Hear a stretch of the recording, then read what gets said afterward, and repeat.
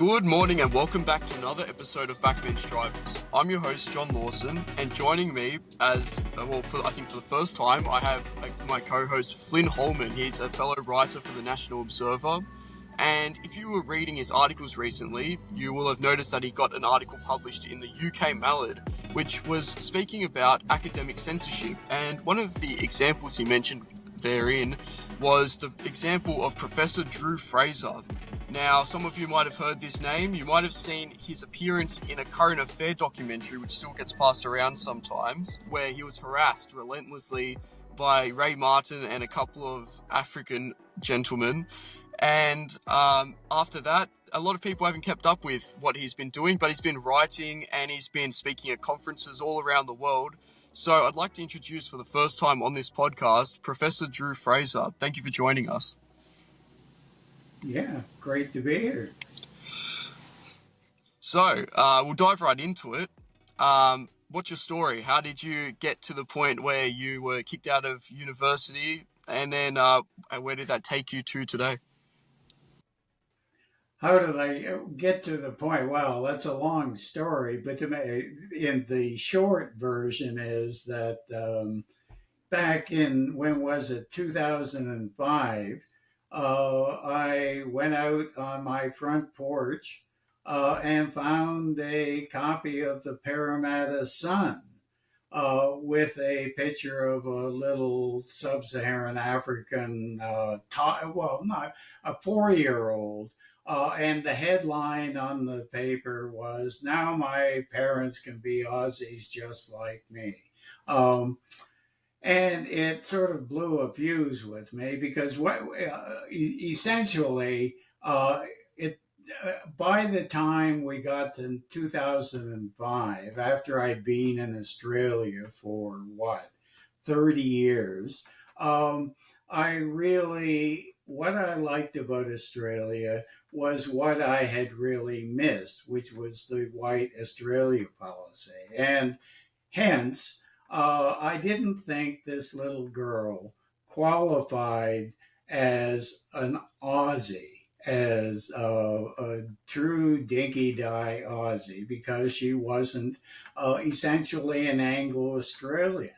And so I wrote a short letter to the Parramatta Sun, essentially saying that this is really not acceptable, because we need to understand that Australians are predominantly of British Anglo-Celtic descent, if you like.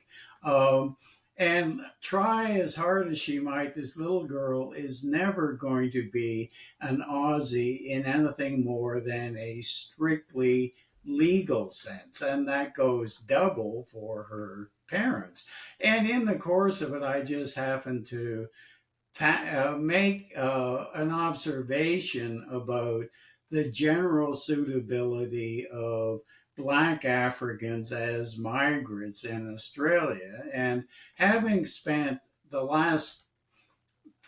previous 10 years acquainting myself with a lot of writings on racial realism and so on, that anybody who reads the American Renaissance would be familiar with, I just wanted to make the point in this letter that importing large numbers of Black Africans was a, quote, surefire recipe for increased crime, violence, and a whole range of other social problems. So I sent the letter off, and then essentially, much to my surprise, actually, it became a big national issue. And I got a lot of publicity, including the appearance on the Ray Martin show and so on. And nothing at first happened at Macquarie University in the School of Law, or the Department of Public Law, where I was then employed. The Vice Chancellor, Professor Di Yerbury, was away at that time. And the Deputy Vice Chancellor, a fairly reasonable guy called John Lawson, said, well, he's an academic, he has his own opinions and so on, and let's just leave it at that. But when Di Urberry got back, she really wanted to just have me drawn and quartered. And from that point, it escalated. And so it was a media event for, I don't know, a couple of weeks, maybe a month. Um, and in the end, Urberry decided to suspend me, which I found out about one day when I was walking to class, came up to the classroom, and found a bunch of security people there who denied me entrance into the classroom. Why? I asked. Well, we have concerns about the safety of the students. Um, and anyway, that's the long and short of it. In the end, and I hung around for a year without being allowed to teach until finally they made me an offer I couldn't refuse. And left, and that was, I guess, in middle of 2006, and so since then I've been um, actually, in a sense, it was the best thing that ever happened to me, except that I do miss teaching. But it did give me a certain amount of financial security and the leisure to spend writing and researching in a way I hadn't been able to as a full time academic. That's the Yeah, story, I and guess. anyone that reads your writings, I'm sure, is very impressed by it because you did a lot to sort of, I think, even more specifically than you might find at American Renaissance, you furthered a very specifically Anglo-Saxon or Anglo-Saxon Protestant perspective on these demographic issues that we talk about often on this show. But before we go further into And that, maybe you could talk a little bit about how did you have any reservations when you wrote that letter to the Parramatta Times or whatever newspaper it was with your name and saying such controversial statements, or were you really the first example of someone who was quote unquote cancelled for having right wing views in Australia? So like there wasn't a precedent, you didn't expect it to happen. no, Jeffrey Blaney got essentially run out of Melbourne University uh, 20 years earlier. I think, what was it? Was it in 1984 when he made an observation about the increasing level of Asian immigration into Australia? And he didn't even say, we can't do that. We must preserve the white Australia policy. He was just saying, hey, you're kind of boiling the frog a little too quickly. Essentially, it was quite a moderate statement, but that was too much for his fellow academics in the history department at Melbourne. And he really essentially was forced to resign. So, Were I you wasn't the aware of first. this example? Oh, yes. I Were mean, you, like yeah? at the time, I thought, hey, good, the obvious, like, because as I said, if you want to know where this all started, it started growing up for me, growing up in Canada, right? In what was originally Upper Canada, then became Ontario, next door to Quebec.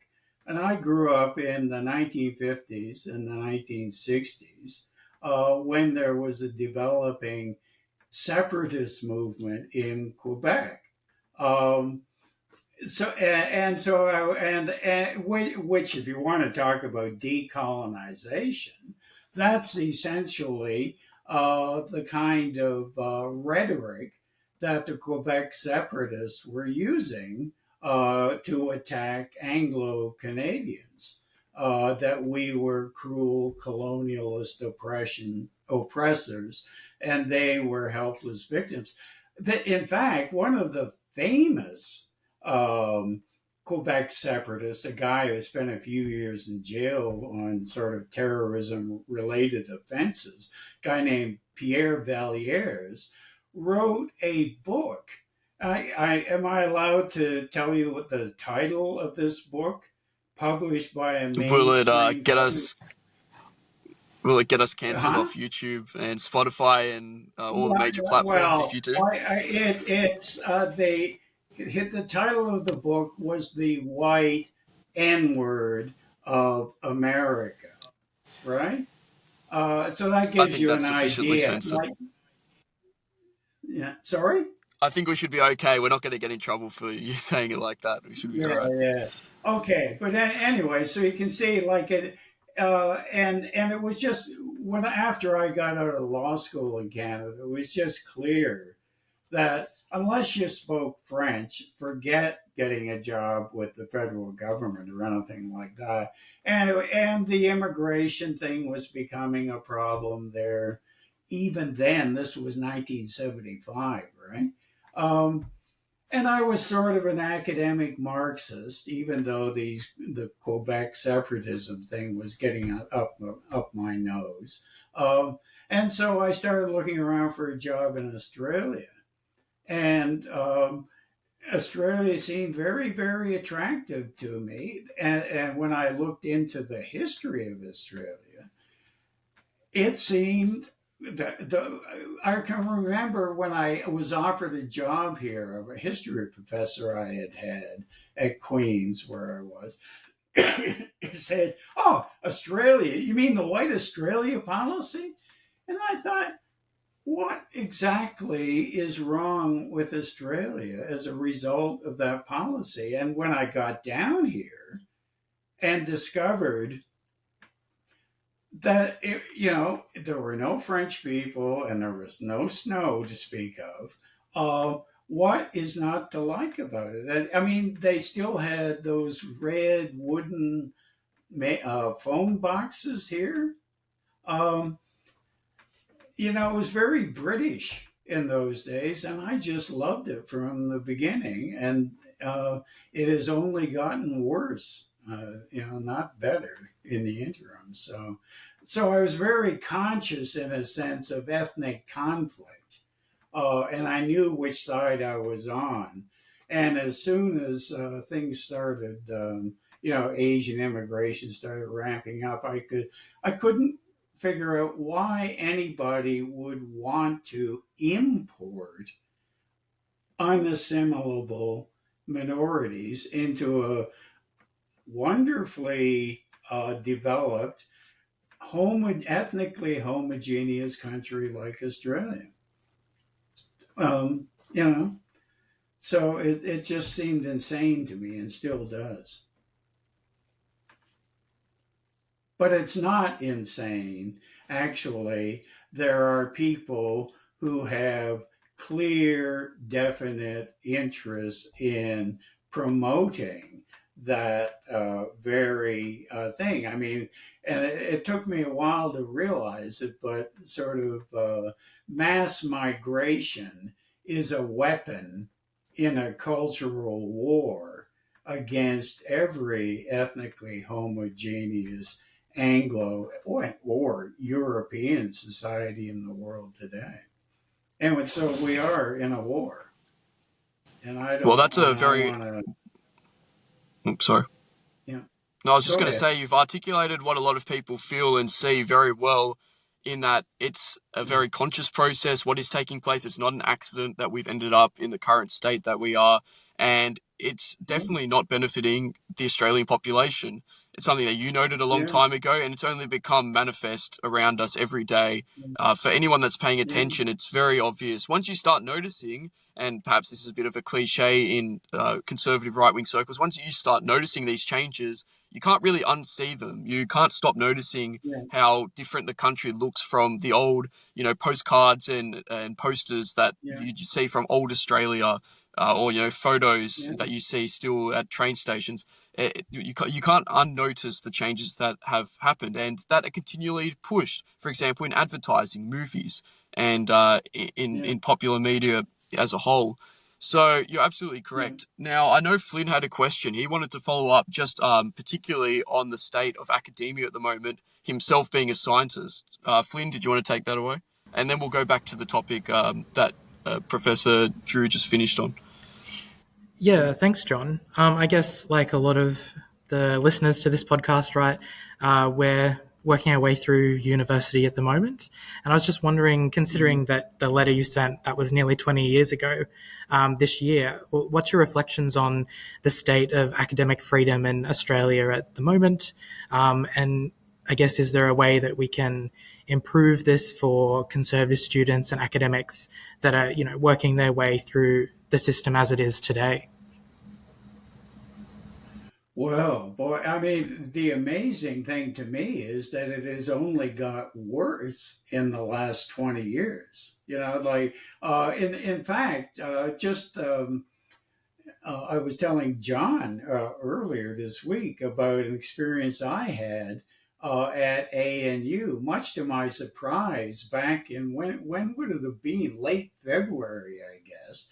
I got an invitation from a student group at the ANU, a group called Democracy ANU or something like that, inviting me to participate in a forum that they were organizing on immigration policy.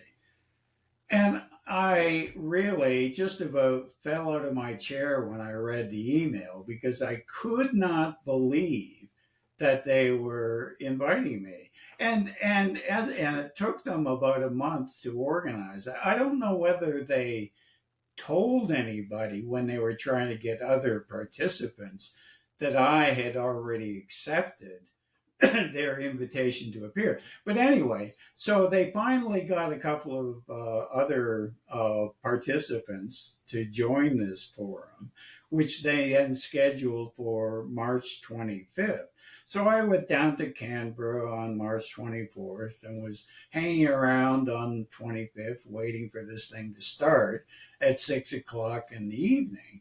At 4:30 in the afternoon, I received a call from the organizer of this telling me that they had canceled the event because there was going to be a demonstration, a protest against the thing. And one of the participants then said, "Oh, I didn't realize that we were getting Drew Fraser."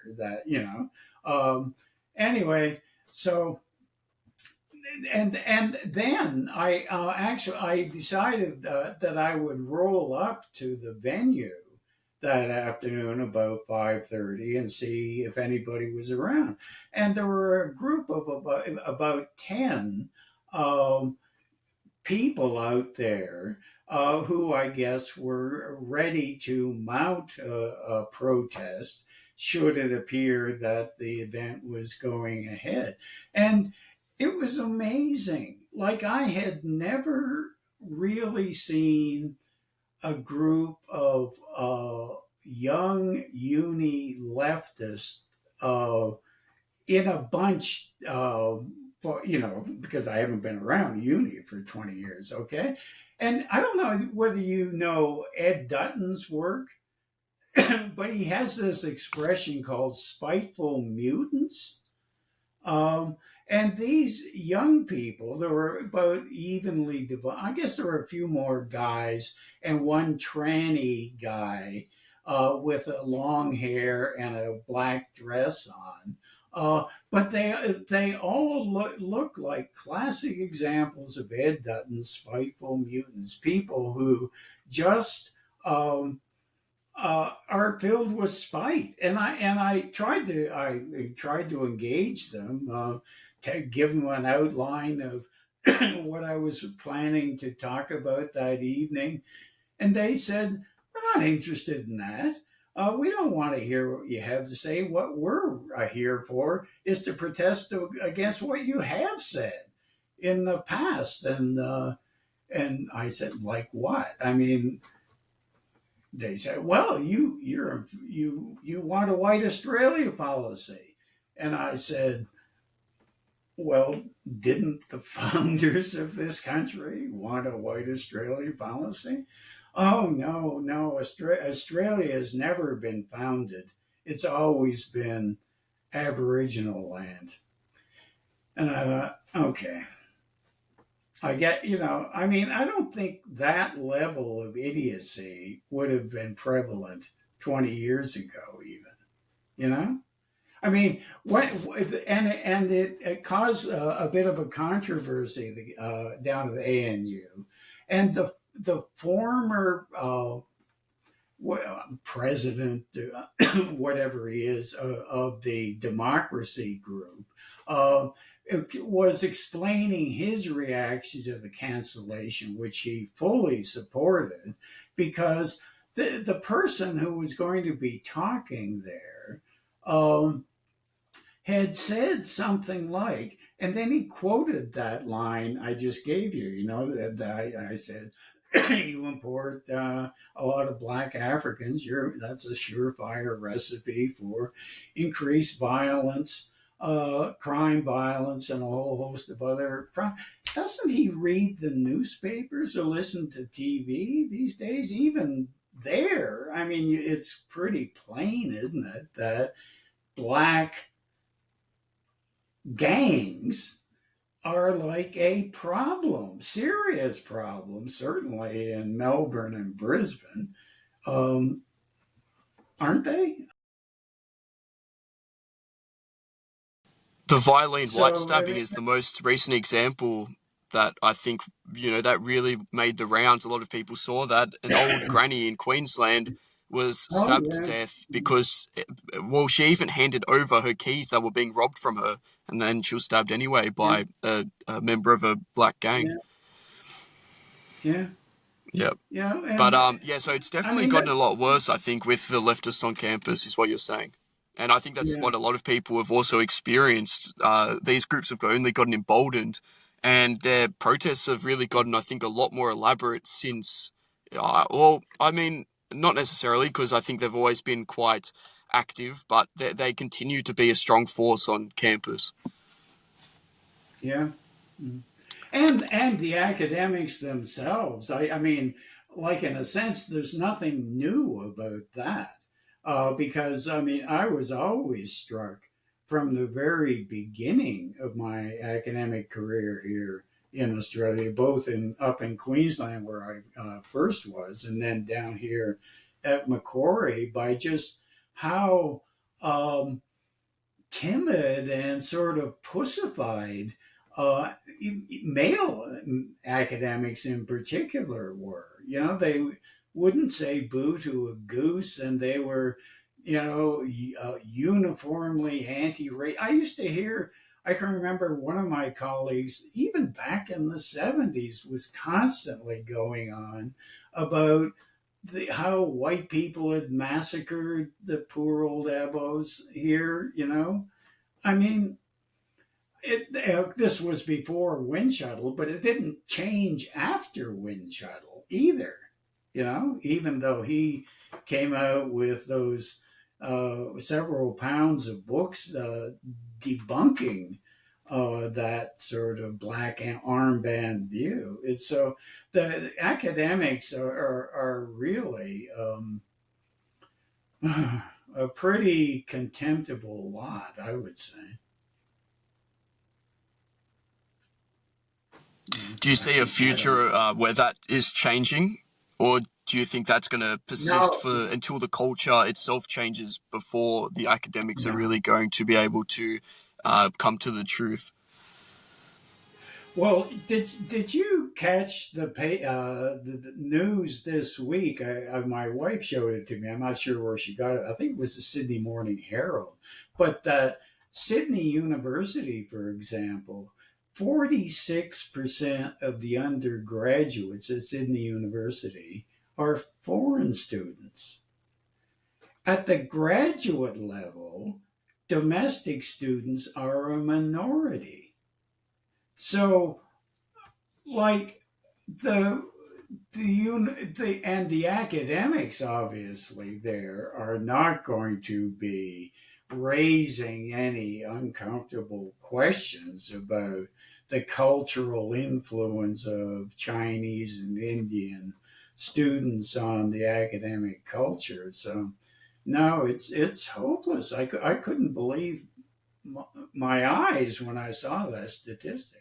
But then actually, I can remember back in 2005 and 2006 when I was talking to a reporter for the Sydney from the Sydney Morning Herald about why I was really getting so worked up about foreign students on campus then, and like he poo pooed it.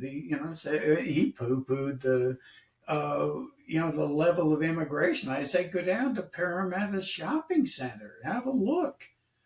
And he actually went down there early one Wednesday morning, and he didn't see hordes of Chinese and Arabs and so on and so forth. And he said, so he debunked what I said. But now I don't know if you've been in Westfield Shopping Center in Parramatta lately, as I have. And believe me, it is almost impossible there on a busy afternoon to see a white person. Well, that's a point that you also were supposedly debunked from in your current affairs interview, because when you were Yeah, taken down there by the host, he said, look, half of these faces are white. Of course, this is in a yeah, country that is majority, well, still majority white today, but even back then was a super yeah, majority white when you went back in was it the 80s? But anyway, when you were down oh there and he yeah, was pointing out that it was only, it's still 50% white, and this was supposed to be that he debunked you. However, it yeah, was only more concrete proof of what you said, that the demographics are changing, and in your opinion, and in the opinion of many Australians, this is a negative thing. Now, yeah, do you want to give a little bit of insight into behind the scenes on that interview? Because anyone who watches it, I think they would be very hard pressed to say that you were in that interview, you were acting in a hostile way, in a unintelligent way, that you were just there out of blind, irrational hate or something like that. And yeah, yet, that's the way that the program makes it out to be, that you are the irrational one, and the screaming crowd of there's no other way to say it, I suppose, black Africans, they were the rational ones, they were the moral and correct ones. Would you like to give a little yeah. bit of insight into how that went down and the consequences of that, etc.? Well, I mean, I didn't get too phased by it because, hey, I've been teaching for 30 years, right? I mean, and what my teaching style is to try to get students to engage with me in discussions and arguments. So it just seemed like a class with a bunch of students who didn't agree with me. So it was no big deal from my point of view. Um, and it like the original, like that was the second time I'd actually had an encounter with him. I did a studio interview with him a couple of days previously, I think. And it was the same sort of thing, like I was just trying to make, again, the kind of points that, anybody writing an article for American Renaissance was making at that time. And, again, Ray Martin just, I don't know, pretended ignorance. No, I mean, like he just couldn't wrap his mind around the idea, and that is the force of this egalitarian human rights. Race is just a social construct ideology, right? I mean, and he's another one of those people who is proud of his Aboriginal heritage, right? He is, another classic example of the fair skinned Aboriginal that Andrew Bolt talked about to his sorrow.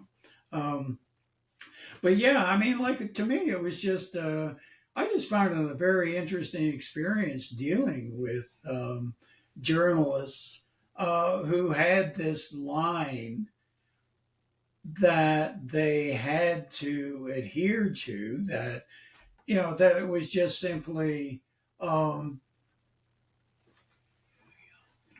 of very almost impossible for them to believe that anybody could be critical of mass non-white immigration and multiculturalism, multiracialism, really. When to me, I don't know. It's always just seemed obvious, because you have my experience as an academic, even with highly educated Chinese and Indian academics, I found it impossible to talk to them. Because you can't talk honestly about racial issues or non-white immigration and so on, because again, they know that they are, well, almost sacred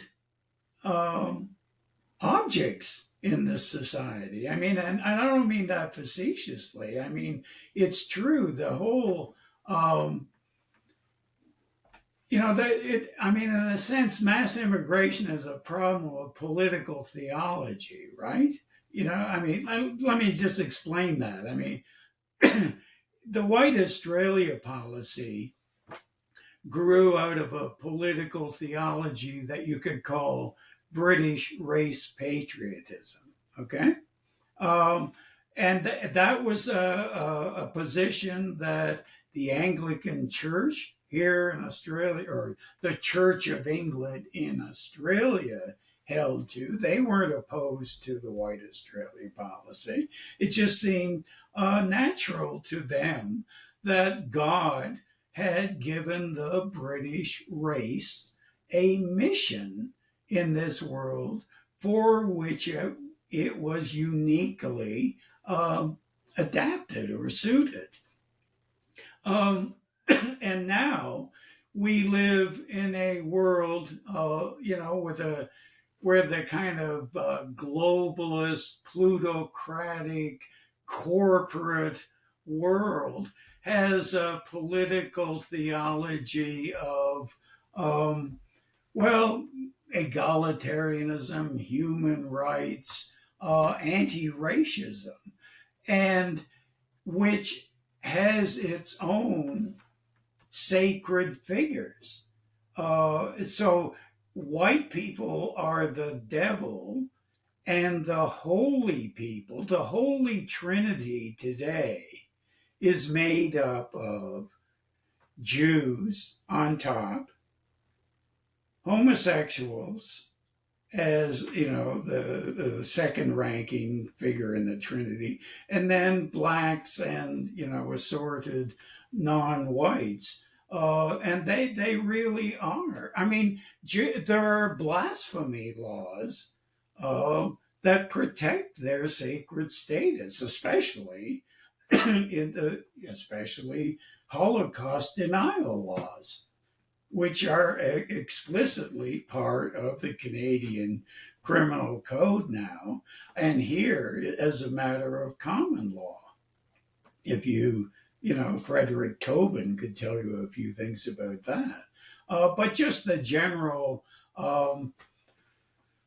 stuff in the Racial Discrimination Act, like I had to go to the Human Rights Commission to defend the complaint brought against me allegedly by a Sudanese guy, but in reality by the New South Wales Jewish Board of Deputies and their two barristers that they hired to represent the Sudanese guy, who I'm guessing they found and persuaded to sign a complaint form. So, that's the way it is. What was the outcome of that? Essentially, We got to a point where I agreed that I would make a statement essentially saying, "Oh, I'm sorry I offended Mr. whatever his name was, but the fact is that, sub-Saharan Africans are, much more likely to cause social problems, blah, blah, blah." And I agreed to sign that on the condition that they would get the Parramatta Sun to publish the statement. And I should have known, because they then talked among themselves, and these two Jewish lawyers. Well, what was his name? Come to me in a minute. He's very well known from Edgecliff. But anyway, he was saying, "Oh, that shouldn't be a problem. I think the Parramatta Sun will go along with that." And of course, they just got the Parramatta Sun to run this story saying that I had apologized for this. And I immediately complained to the Parramatta Sun. And then when I got them, when they refused to retract this story, I went hot-footed down to the magistrate's court and filed a complaint against White. What is his name? The lawyers, anyway. It said, asked the Human Rights Commission to cancel the agreement. And then, lo and behold, they withdrew the complaint, which I thought was, and of course I got no publicity for that, but I was pleased to see, in my file, I got a letter from them formally withdrawing the complaint. So that's how it ended. Well, the Sudanese are certainly self-promoters, just don't mention that they're 7.5 times more likely to commit homicides than Australians. Yeah. Yep, that's right. The lawyers should have known better than to try and sue a professor of law, though, honestly. That was on them. They should have expected to lose that one from the start. But I absolutely agree with what you were saying before. It's basically what we've heard so much about from conservatives, although in less detail, in less specificity, which is the victimhood hierarchy. And of course, the more oppressed or supposedly oppressed that your group is, or characteristics are, the higher you are on this hierarchy, the less you can be criticized by media, by just ordinary citizens, without risking retribution from various social justice groups, the left-wing apparatus, politicians, etc. Maybe at the low level, we can see how the boys from that, I forget the name, the private high school who made the comments about women, women, of course, being a somewhat low-ranking member of the victimhood hierarchy, they were lambasted, although, of course, they were targeted to a lesser extent than yourself, who, made comments about various people who are way higher up on that hierarchy. So I think this is, you've laid it out in very explicit detail, which I think is very important. Now, I wanted to move on a little bit, and it goes a little bit into further depth about what you were saying about the British race patriotism, which drove the British peoples to colonize a large portion of the world.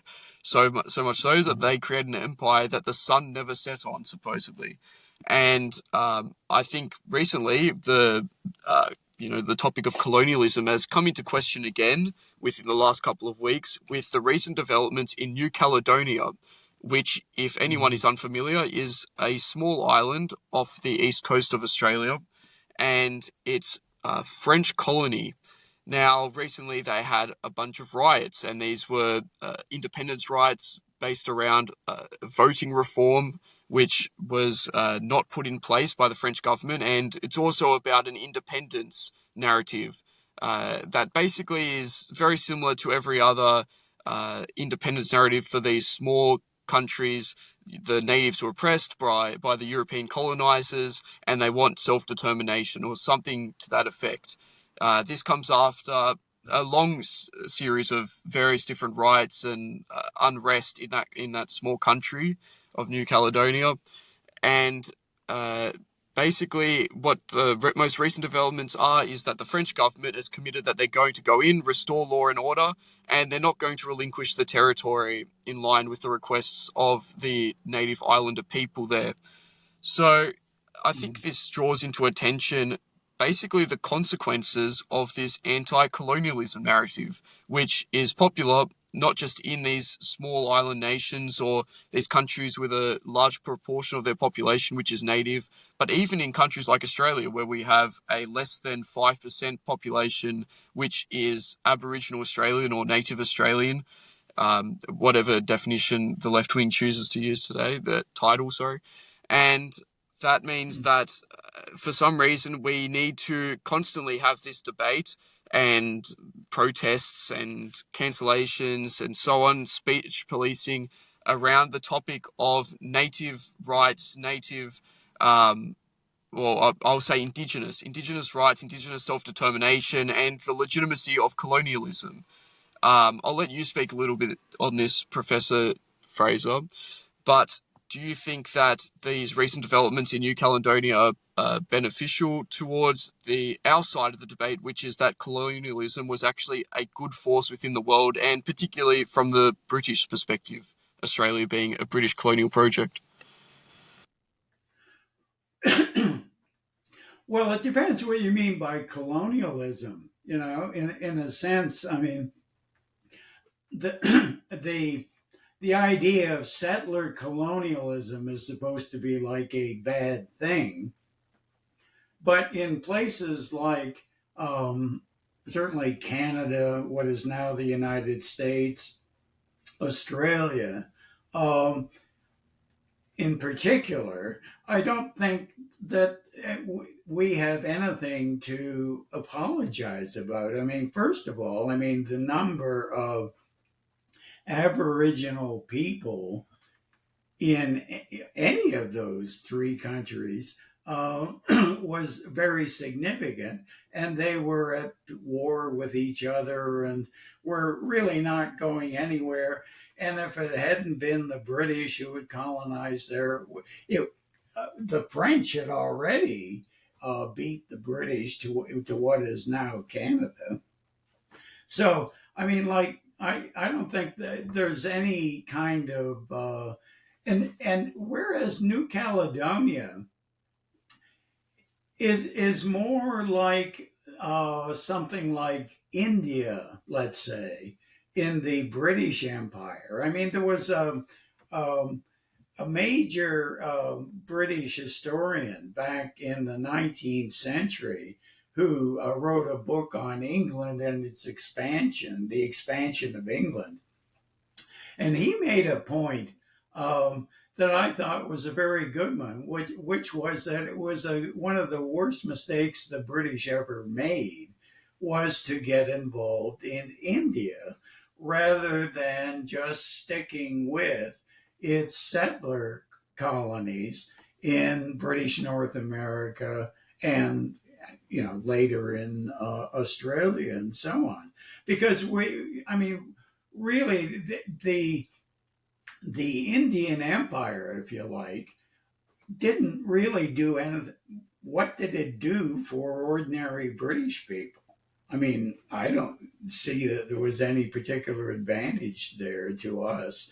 And indeed, there's a very direct relationship between the downside of the Indian Empire and the White Australia policy. One of the reasons why the White Australia policy wasn't just simply incorporated into the Commonwealth of Australia Constitution Act was that Joseph Chamberlain thought that doing so, who was colonial secretary at the time, thought it would offend the English, or I mean the Indians.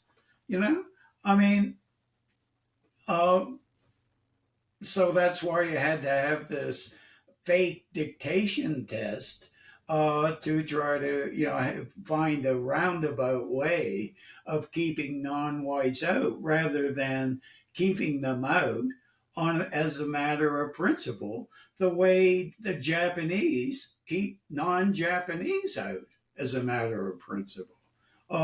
So there was never anything wrong with the idea of maintaining a white Australia because there was there were no non there was never a significant non-white population here in the first place, and those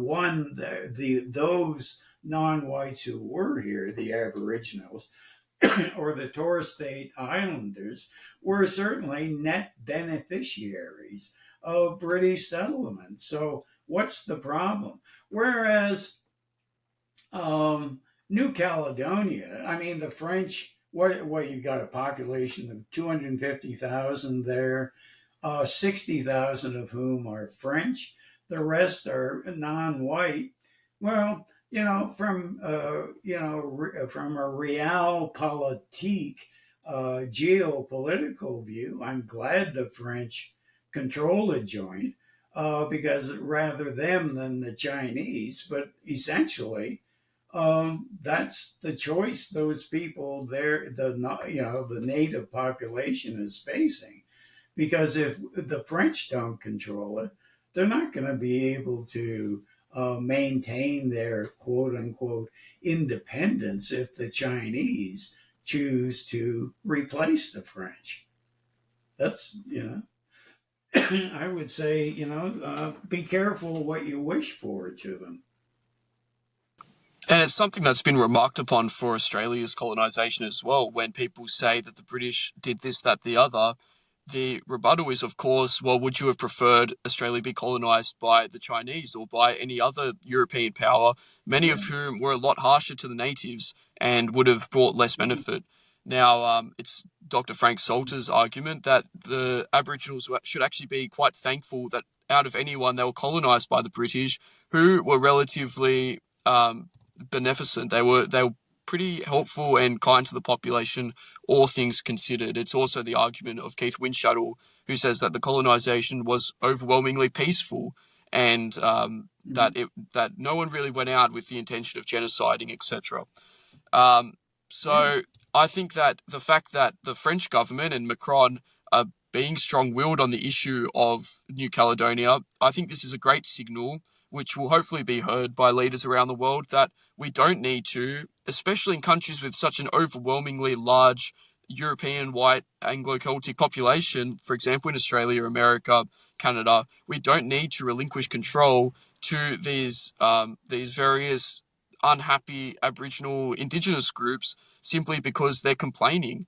We actually, it's only a lack of will that is stopping us from, making this country great and raising it up to higher heights than it is at the moment. And the only thing that would turn that around is relinquishing control, forfeiting the country to people that would see it burn.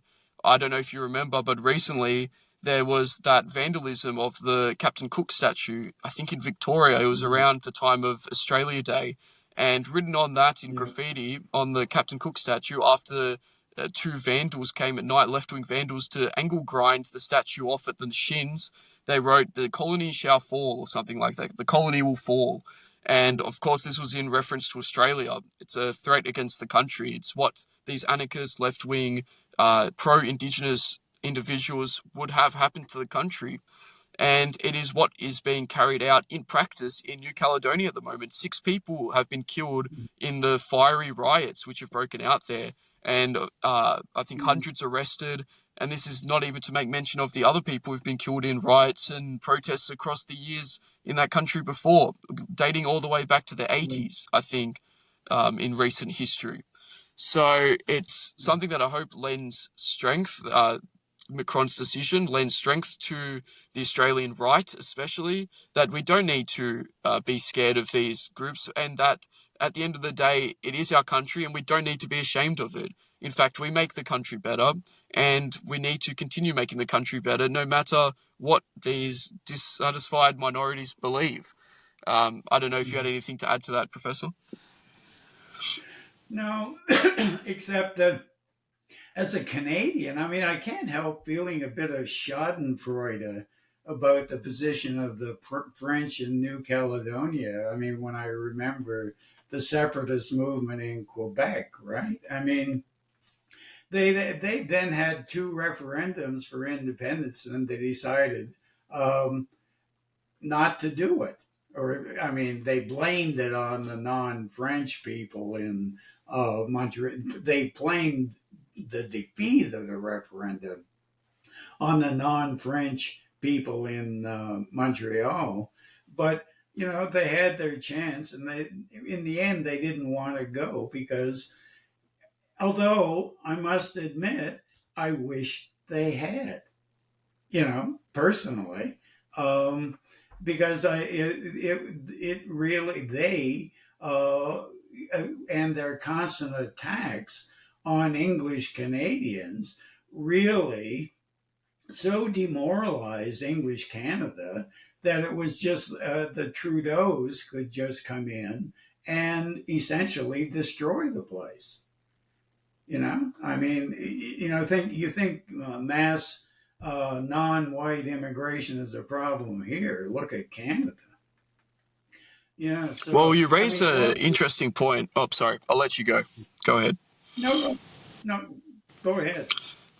No, I was just going to say you raise a good point that a lot of these I think it seems to be particularly anti-British movements all throughout history often outmatch the British in whatever supposed crimes or horrors the British were committing to justify such a revolt in the first place.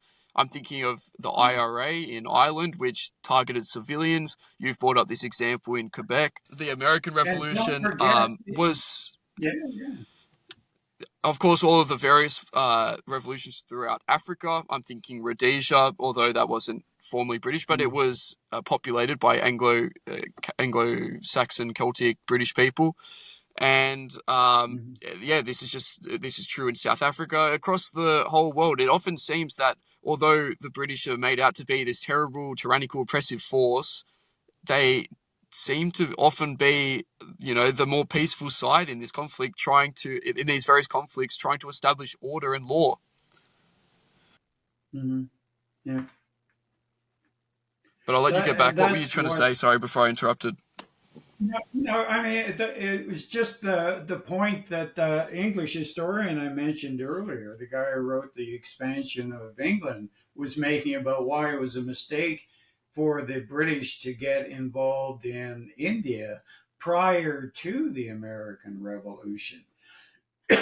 Because if they devoted more of an effort to conciliating the American colonists and dividing them against each other, we, the British peoples of the earth, would be a lot better off today because in the end, it turned out to be the Americans who destroyed drove the nails into the coffin of the British Empire by essentially pushing Britain into the Second World War and using that conflict to, in effect, undermine the empire, through Lend-Lease and basically bankrupting Britain, So, I mean, and that's essentially why one of the major reasons why,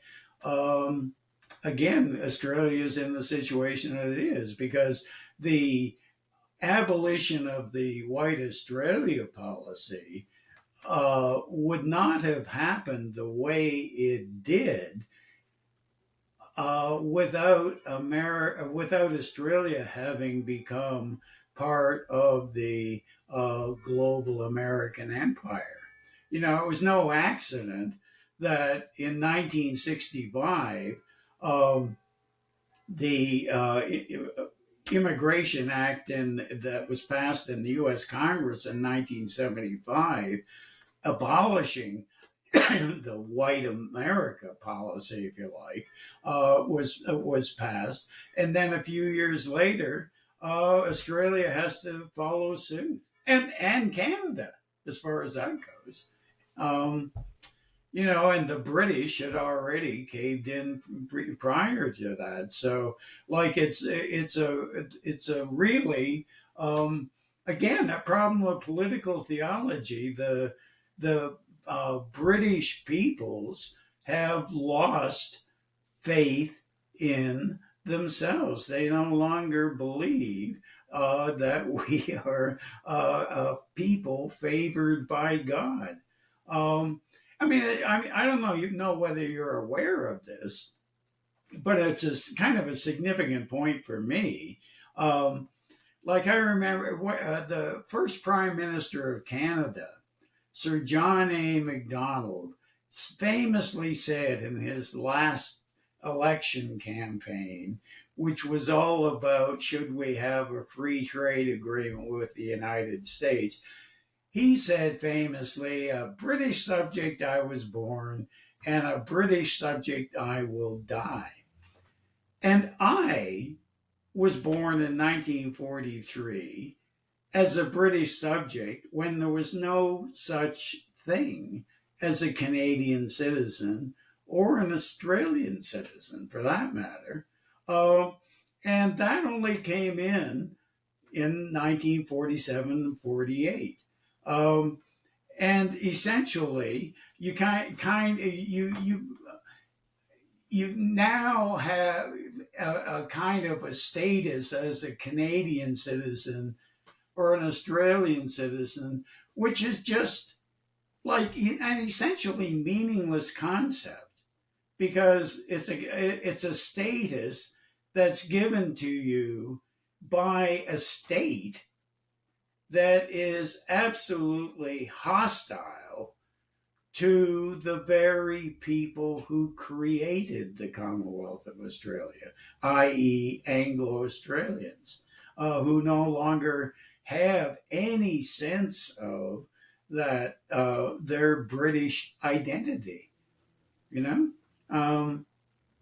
Kind of a tragedy and a sin in a way. And so it does seem to me that we really need to kind of try to create an Anglo-identitarian movement in every part of that settler empire, including the United States, to reinvigorate our sense of who we are, where we came from, and where we're going as a people who have an identity outside and apart from these corporate states that refused even to recognize our identity, much less represent us.